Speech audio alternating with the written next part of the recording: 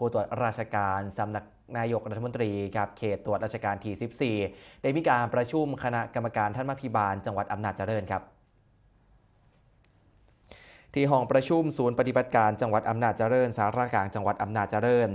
นางสุพัฒน์กิจเวชผู้ตรวจราชการสำนักนายกรัฐมนตรีเขตตรวจราชการที่ 14เป็นประธานในการประชุมคณะกรรมการท่านมัพิบาลจังหวัดอำนาจเจริญเทือที่4/2568โดยก่อนการประชุมครับได้มีการตรวจราชการสำนักนายกรัฐมนตรีนำคณะกรรมการท่านมัพิบาลจังหวัดราชบุรี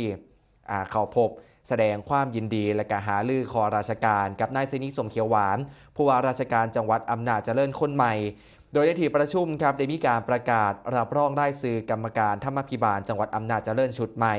พร้อมติดตามรายงานผลการใส่ใจเงินงบประมาณในการดำเนินงานของ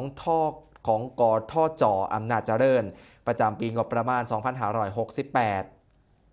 ซึ่งก็ได้มีการติดตามรายงานสรุปผลการดำเนินงานของกทจ.อำนาจเจริญประจำปีงบประมาณ